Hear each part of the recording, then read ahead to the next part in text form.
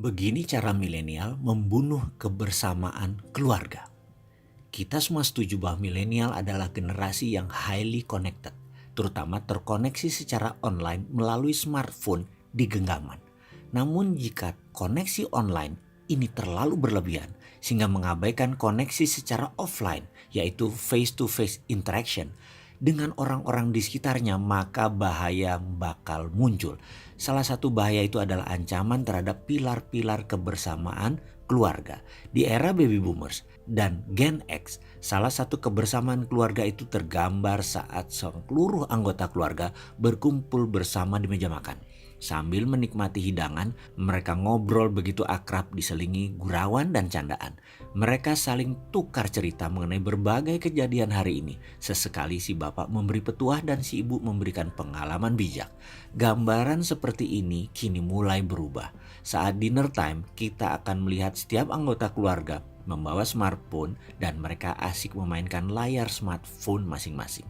Dinner time pun berubah menjadi screen time. Hal ini tak hanya terjadi di meja makan, tapi juga di ruang tamu saat keluarga nonton TV bareng, di restoran saat mereka makan bersama, di rumah kerabat saat mereka kumpul bersama keluarga besar, di mobil saat perjalanan ke sekolah atau ke tempat kerja, di tempat wisata saat mereka liburan. Bayangkan, harusnya bareng-bareng keluarga, tapi mereka lebih memilih screen time. Singkatnya, family time now become screen time. Survei yang dilakukan oleh Discover Ferris terhadap 2.000 orang tua di Inggris menemukan bahwa rata-rata keluarga menghabiskan quality time selama 3 minggu setahunnya dan hanya 36 menit seharinya. Sementara waktu yang dihabiskan untuk screen time mencapai 4 kali lipat, yaitu 1 jam 55 menit untuk orang dewasa, 2 jam 22 menit untuk anak-anak per harinya.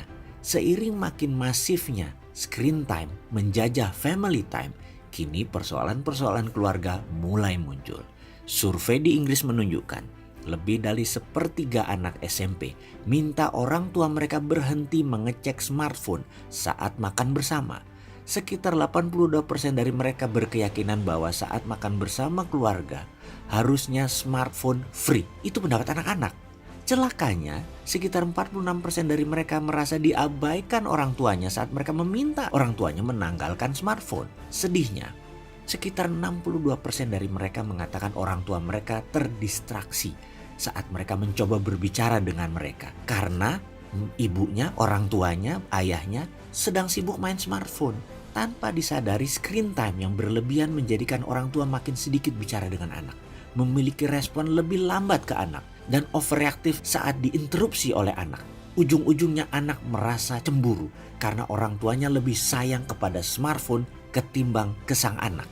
Mengabaikan lawan bicara dengan sibuk bermain handphone tak hanya tidak santun tapi juga bisa merusak kualitas hubungan antara suami istri ataupun orang tua anak. Survei yang dilakukan di Amerika menemukan bahwa setengah orang tua mengatakan mereka terabaikan oleh pasangan karena screen time. Lebih dari sepertiga mengatakan terkena depresi akibat hal tersebut, dan hampir seperempat mengatakan hal tersebut menjadi sumber konflik dalam keluarga. Kesimpulan riset adalah kelebihan bersama screen time menimbulkan tekanan yang dapat menghasilkan depresi. Sungguh ironis, smartphone yang membuat kita bisa terkoneksi dan bercengkrama dengan begitu banyak orang di belahan bumi manapun, tapi justru mengabaikan orang-orang terdekat kita di rumah. Ini sebuah fenomena, dan setiap fenomena menciptakan ancaman, tapi di sisi lain selalu juga menciptakan peluang. Salah satu peluangnya adalah jadilah penyedia konten, masuklah jadi isinya smartphone. Itu bisnis yang pasti diambil oleh pasar milenial dan generasi Z di bawahnya generasi milenial. Catatan, generasi Z adalah generasi digital murni.